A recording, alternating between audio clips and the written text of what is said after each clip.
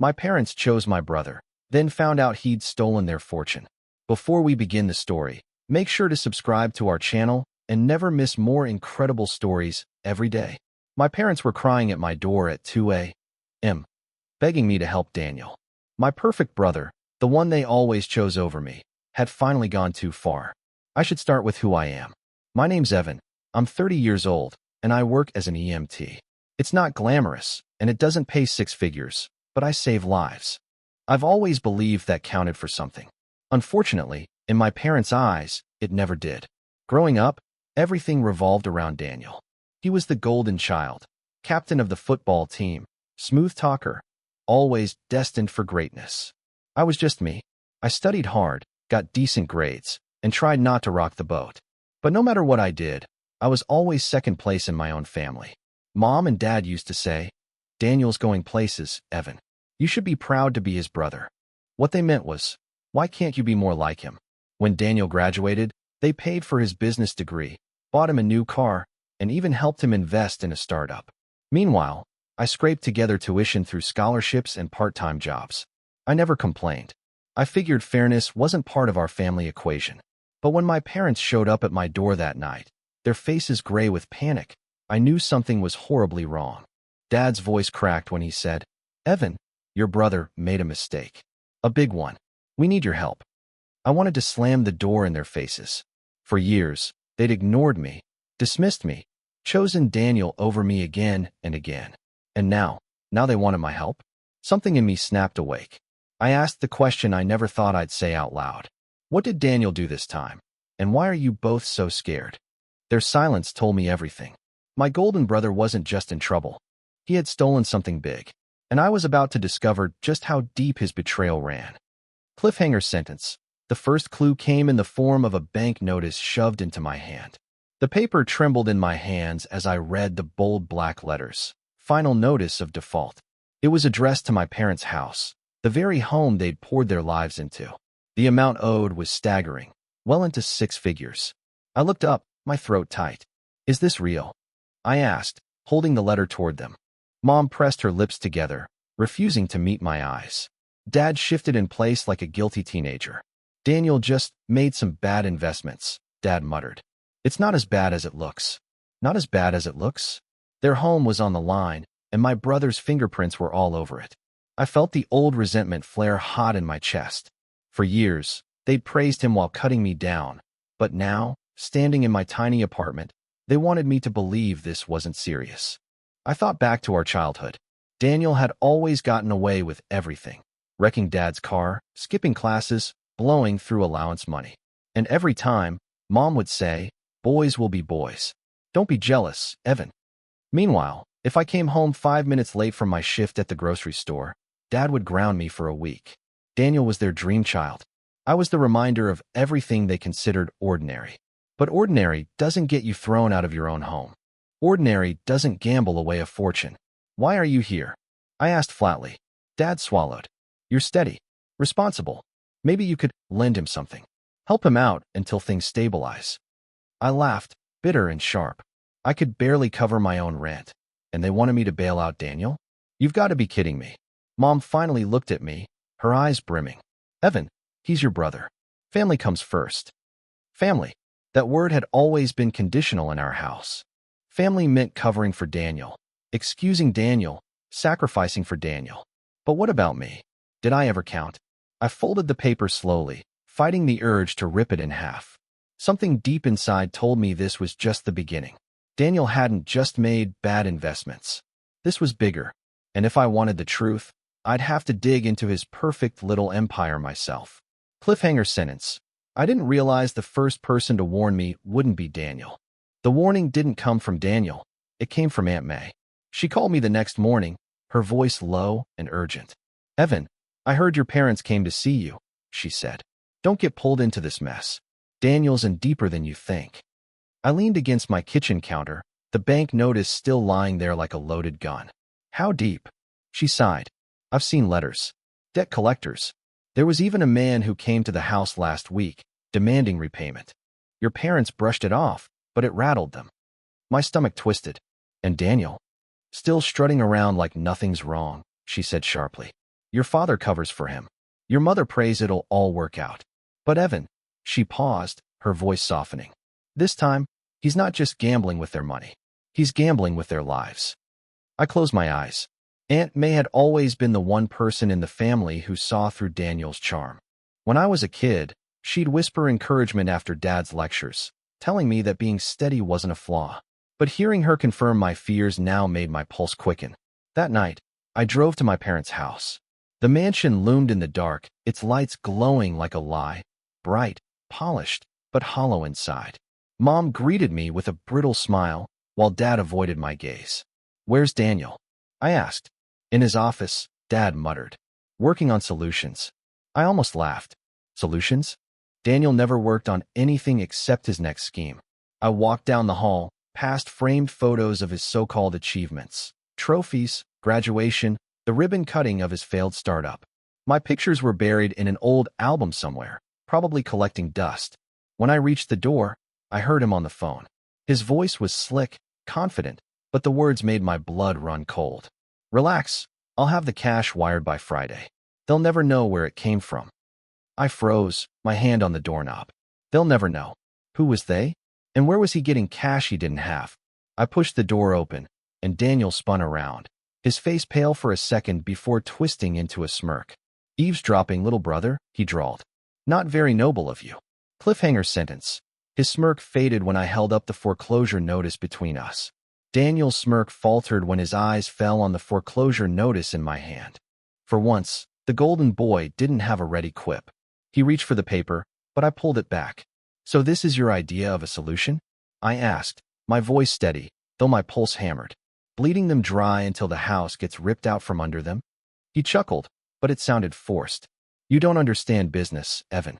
Risks are part of the game." "Risks?" I snapped. "This isn't poker, Daniel. This is Mom and Dad's life. Their future.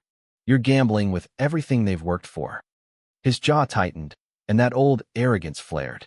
"And what are you going to do about it? Ride in on your ambulance?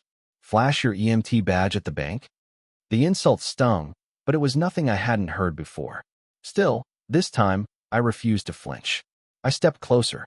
"I may not wear a suit, but at least I don't lie to the people who raised me." For a moment, something flickered in his eyes. Fear? Guilt? It was gone before I could be sure. Behind us, Dad's voice broke the tension. "Boys, enough."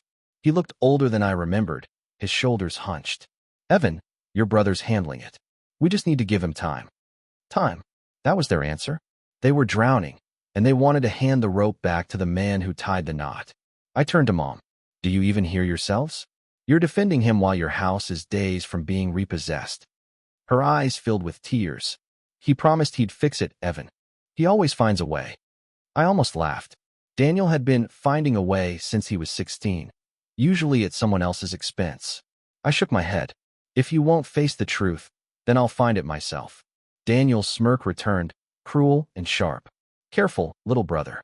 You start digging, you might not like what you find." His words lingered like poison, but my gut told me he was right.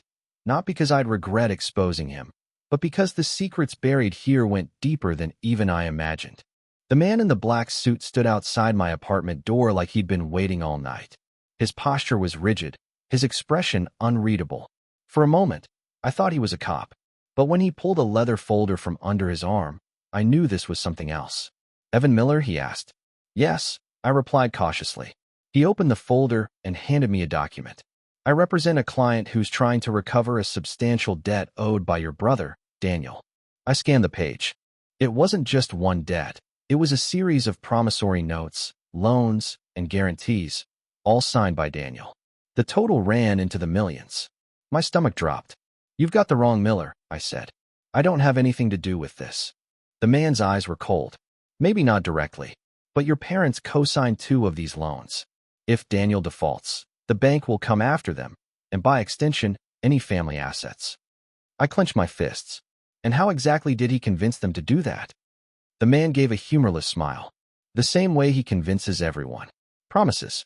Confidence. A signature here, a reassurance there. Your parents believe in him, Mr. Miller. That's the problem." He tucked the papers back into the folder. "I'll give you some advice. If you want to protect your parents, you'd better start gathering proof. Because when this goes to court, they'll be the ones holding the bag. He left without another word, his footsteps echoing down the hall. I shut the door and leaned against it, my heart pounding. Millions. Not thousands. Not a bad credit card bill. Millions. I grabbed my phone and dialed Aunt May. She picked up on the second ring. Evan, you sound shaken. I told her everything. The man, the folder, the loans. She didn't sound surprised. I warned you, didn't I? Daniel's been running a con for years. The only difference now is he's finally run out of people to trick. I rubbed my forehead. And Mom and Dad co-signed? They'll lose everything if this comes out. There was a long pause on the line. Then Aunt May said quietly, Evan, maybe losing everything is the only way they'll finally see Daniel for who he really is. Her words cut deep because I knew she was right. But watching my parents shatter wasn't something I wanted, even if they'd chosen him over me my whole life. Cliffhanger sentence. That night, I broke into Daniel's office determined to find the proof myself. Daniel's office was too neat to be real. The desk was spotless, the shelves lined with expensive books that looked untouched, and a glass decanter of whiskey sat half-empty on the side table. It was the kind of room staged for appearances, not work. I slipped on a pair of gloves, habit from my EMT kit, and started searching. The first few drawers held nothing but stationery, pens, and a few congratulatory cards from business associates. All surface level, all for show. Then I found the locked drawer. Of course he had one. Daniel always thought he was clever, but subtlety was never his strength. I pulled a thin screwdriver from my jacket pocket. I wasn't proud of it, but I'd anticipated something like this. After a few tense minutes, the lock gave way with a soft click.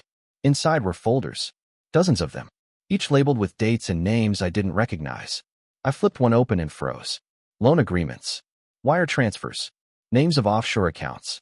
The numbers made my head spin, hundreds of thousands moving back and forth, shuffled like playing cards. Some of the signatures at the bottom were Dad's. Others were forged. I could tell by the shaky lines, the slant. My pulse quickened. This wasn't just reckless spending. This was fraud. Behind me, a floorboard creaked. I spun around, heart hammering, but the hallway was empty.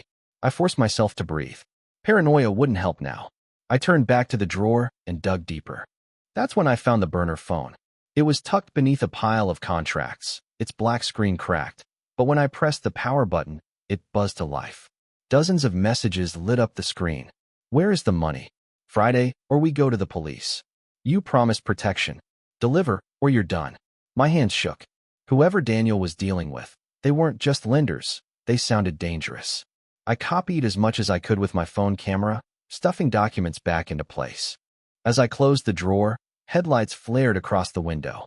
A car pulled into the driveway. Daniel was home.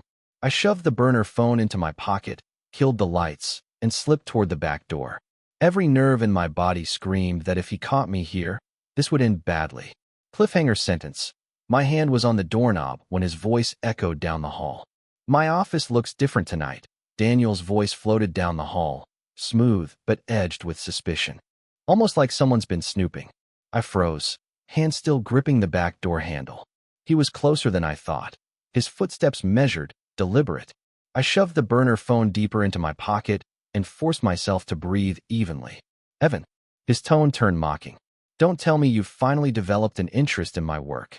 I turned slowly, masking my panic with a glare. Your work is destroying Mom and Dad. I found the foreclosure notice. How many more surprises are you hiding? Daniel smirked, stepping into the dim light.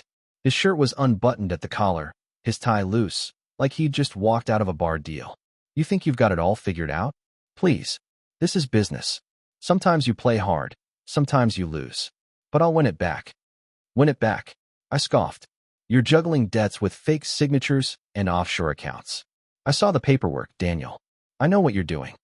For a split second, the mask slipped. His jaw clenched, eyes narrowing. You went through my things. Because you've lied to everyone, I shot back.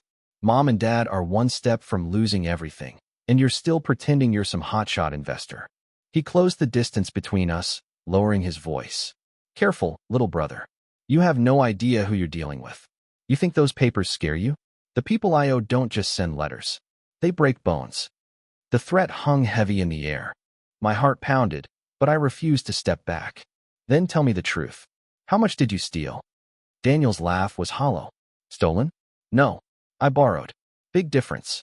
And when my next deal lands, we'll all be rich again. You really believe that? I asked. His smile was cold. I don't need to believe. I just need you to shut up. He brushed past me toward the liquor cabinet, pouring himself a drink like we hadn't just talked about broken bones and millions in debt. That casual arrogance made me sick. But inside my pocket, the burner phone buzzed again. A new message flashed across the cracked screen. Deadline moved. Tomorrow. Deliver, or we come to your family. Cliffhanger sentence. My blood ran cold as Daniel turned, realizing I was holding his phone. Daniel's eyes locked on the phone in my hand, the smirk draining from his face. For the first time, I saw a raw panic flicker across his perfect mask. Give me that, he hissed, setting his glass down with a sharp clink. I tightened my grip. Not until you tell me what this is. Who are these people, Daniel? Who threatens to come after the family? He lunged forward, but I stepped back, my voice rising. Answer me. For a long, tense moment, we just stared at each other. Then Daniel let out a bitter laugh, rubbing his temples. You really want the truth? Fine. I tried to make us rich. All of us. Investments, high-return deals, crypto, real estate flips, offshore lending. It was supposed to be easy money. But the market crashed, the deals soured, and I borrowed from people I shouldn't have. I shook my head in disbelief. Borrowed? You drained Mom and Dad's accounts. You forged Dad's name on loans. You risked their house, their retirement, everything they built. Daniel sneered. Oh, spare me the moral lecture. Do you think Dad would have been half as proud of me if I'd been an EMT like you? He expected greatness. I just gave him the version he wanted to see.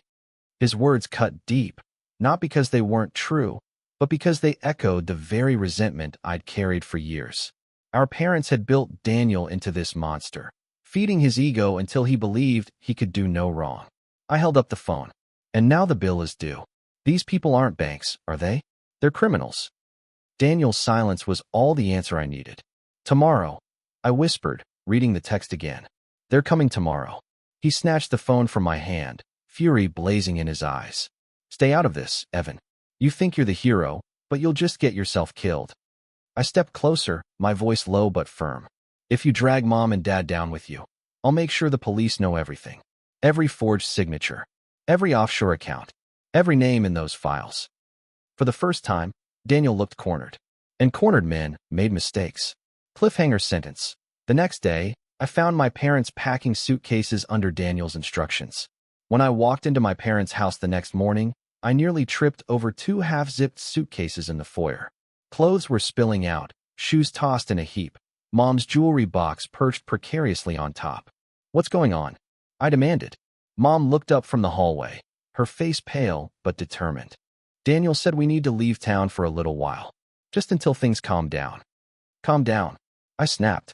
Do you even hear yourselves? You're running from his mess like fugitives. Dad appeared from the living room, his jaw tight. Your brother knows what he's doing, Evan. He has a plan.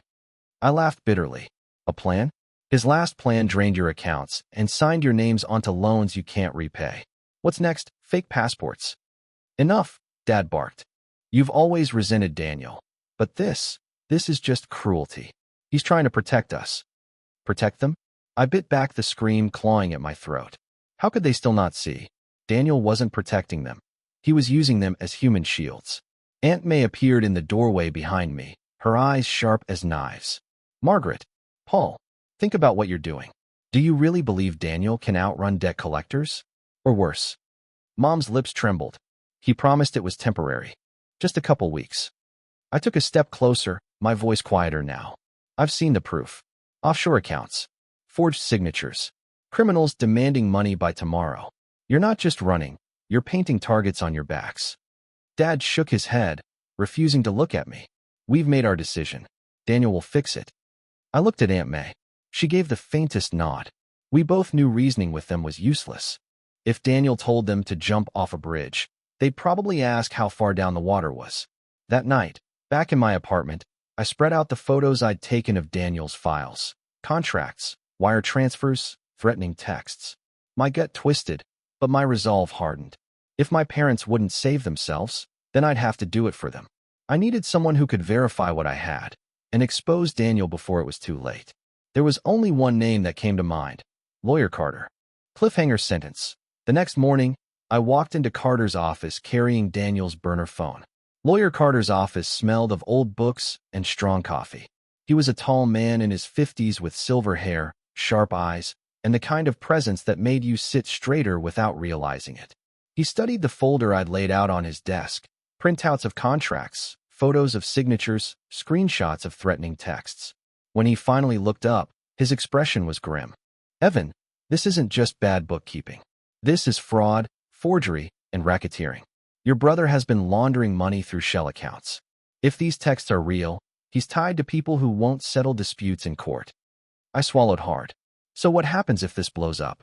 Carter tapped a contract with his pen. "Your parents co-signed on 2 loans. Legally, they're liable. When the lenders move in, they'll lose everything. The only chance you have is to prove Daniel acted fraudulently, without their knowledge." I leaned forward. "Can we do that?" His eyes narrowed. "Not unless we catch him in the act. Evidence is good, but testimony?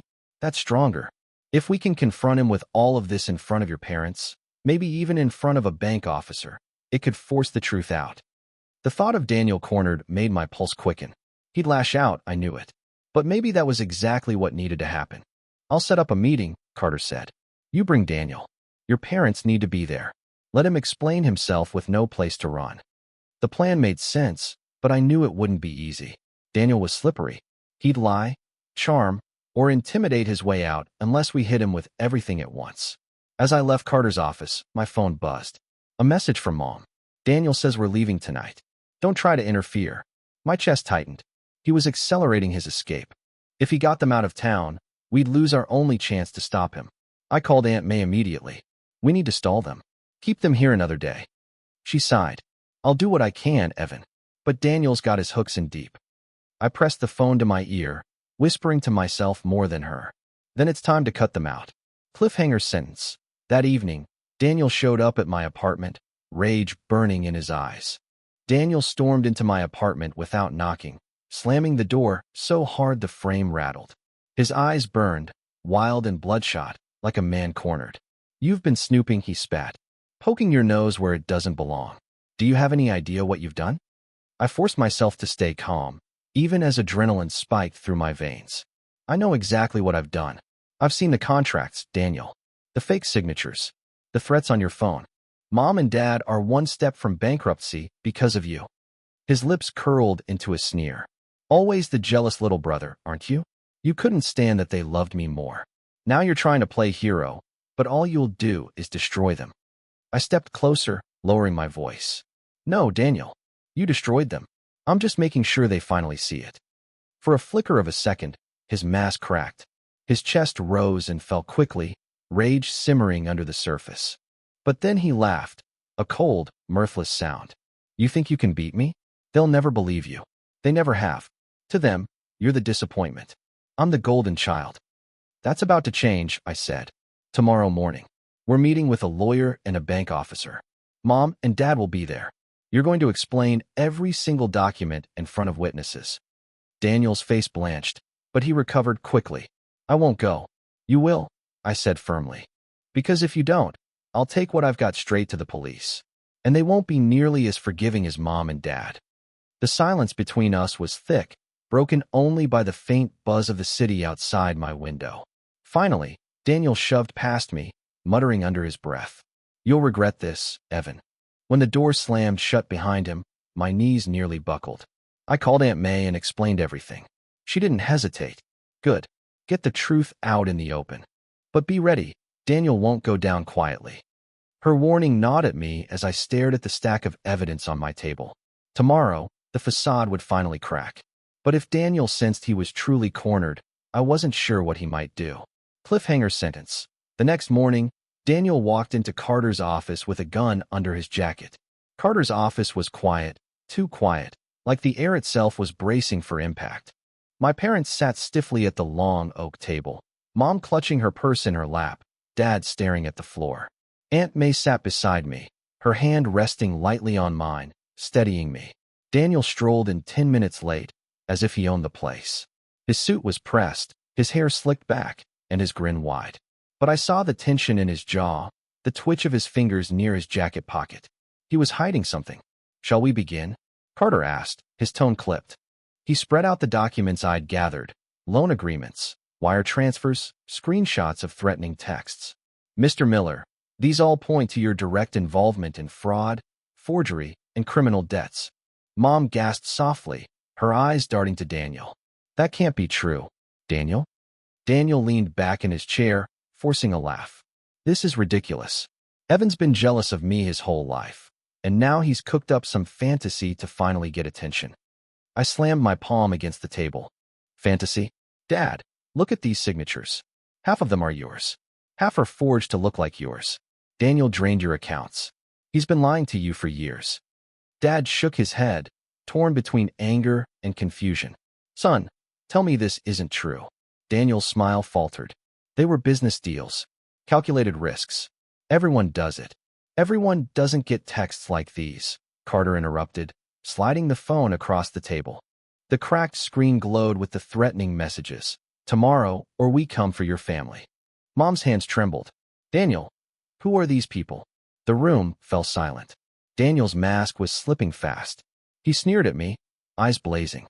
"You had no right to dig into my things. You don't understand the pressure I'm under."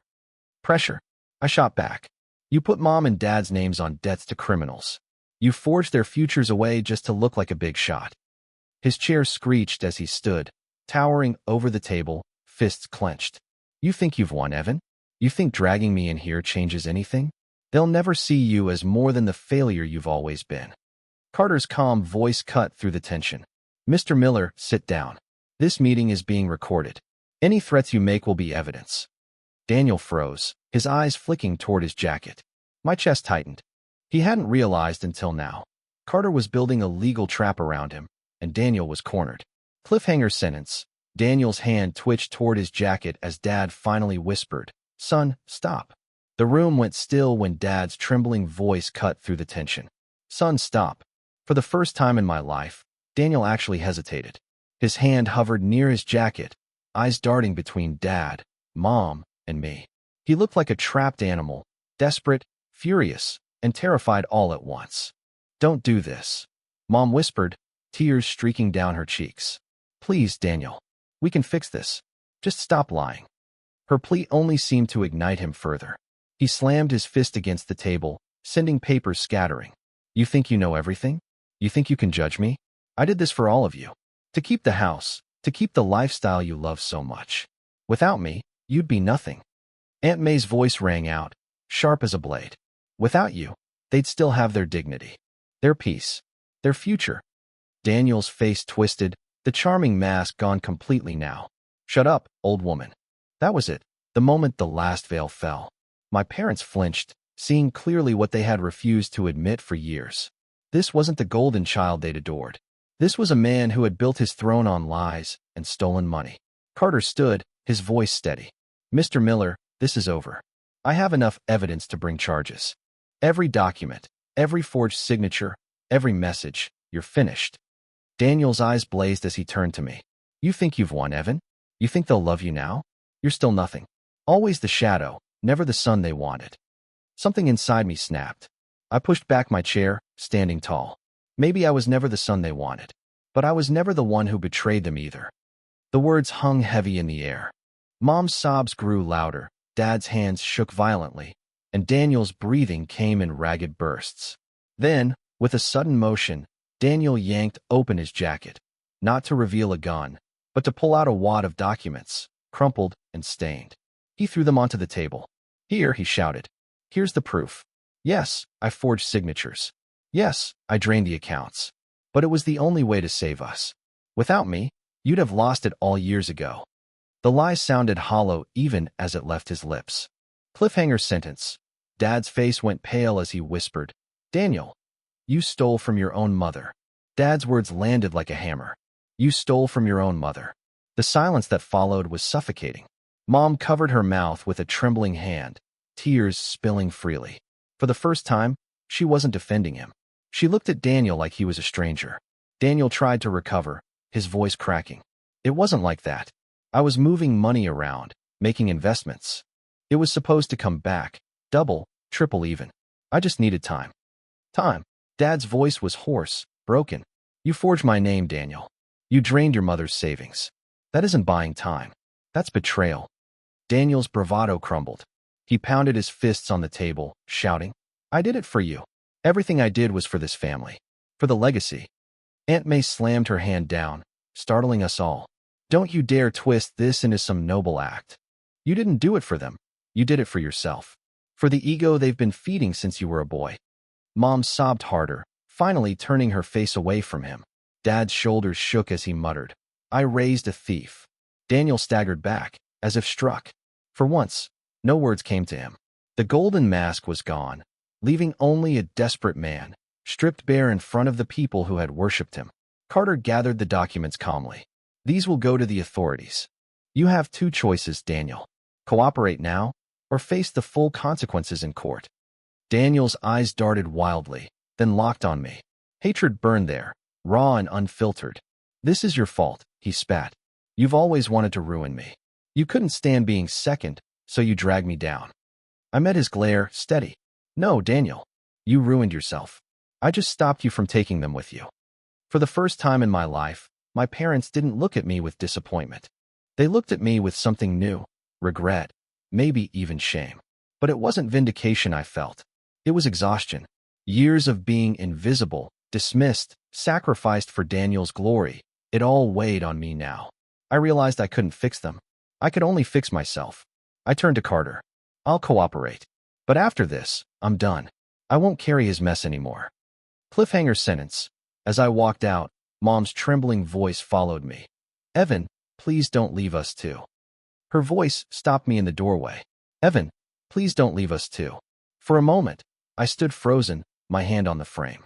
That plea, so small, so desperate, was the first time my mother had ever sounded afraid of losing me. I turned slowly. She sat hunched, clutching her purse like a lifeline. Dad looked years older, his head bowed in shame. Aunt May's steady hand rested on Mom's shoulder, but her eyes met mine with quiet understanding. I'm not leaving you, I said softly. But I won't let you drag me down into Daniel's shadow anymore. If you want my help, it comes with boundaries. No more blind loyalty to him. No more excuses. You need to stand on your own, and so do I. Dad raised his head, eyes rimmed red. We were wrong, Evan. About him. About you. We should have seen it sooner. A part of me wanted to shout, yes, you should have. Years of being dismissed, ignored, and sacrificed for Daniel's sake begged for release. But looking at their broken faces, I realized the anger no longer defined me. I didn't need their validation. I'd finally validated myself. Over the next weeks, Carter guided the legal process. Daniel faced charges for fraud and forgery, and the debts he owed couldn't be hidden anymore. My parents lost a chunk of their fortune, but Carter managed to protect the house by proving they hadn't understood what they'd signed. Mom and Dad tried calling me often, sometimes to apologize, sometimes just to talk. At first, I didn't answer. Then one day I did. Not because I owed them, but because I wanted closure. We met for dinner at Aunt May's. It wasn't easy, awkward silences, careful words, but it was honest for once. No more golden child, no more shadow. Just a broken family trying to stitch something back together. And me? I kept working my EMT shifts, saving lives, doing the job no one ever thought was great enough. Funny thing is, when a stranger thanks you for saving their father, or a kid hugs you for helping their mom, that feels greater than any fortune ever could. If there's one thing I've learned, it's this. Love without honesty isn't love, it's worship. And worship blinds you until it's too late. I won't live blind anymore. Cliffhanger sentence. Sometimes, losing everything is the only way to finally see the truth.